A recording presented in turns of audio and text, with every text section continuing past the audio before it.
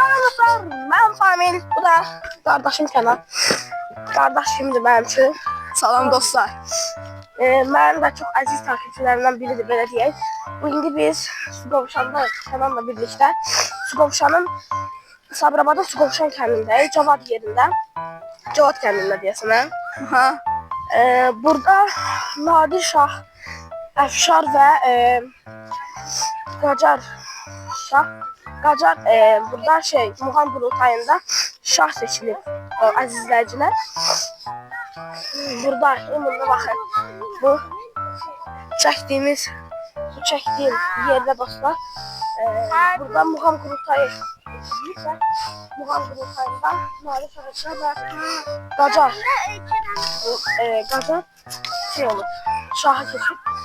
İndi biz oradayıq, Turan müəllim, Sınıf Hüseynin, direktor Turan müəllimlə birliktəyik. Turan müəllimin yanındayıq, Turan müəllim biraz məlumat verəcəksən. Deməli, bugün biz Sabirabaddayıq, Şüaraz çayının qovuşduğu yerdə, Suqovuşanda. Deməli, buranın bu ərazinin Azərbaycan tarixində çox mühüm bir rolu var. Çünki Azərbaycan tarixində mənə görə 3 böyük imperiya olubdur. Bu səfərlərdir, Əşşarlardır, bir də Qacar imperiyasıdır.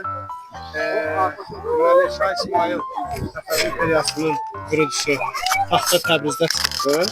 Belə deyim də, sizin üçün gözəl bir gün olsun. Ümumiyyətlə, insan ömrü yaşadığı günlərin sayı qədər deyil, yadda qalan günlərin sayı qədərdir.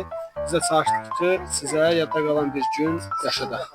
Çox sağ ol müəllim. Sən necə düşünürsən? Yadda qalan bir gün oldu? Çox yadda qalan bir gün. Mənim ox atdıq, balıq tutduq hal-hazırda. Tuturuq. Sonra. Silah atdıq.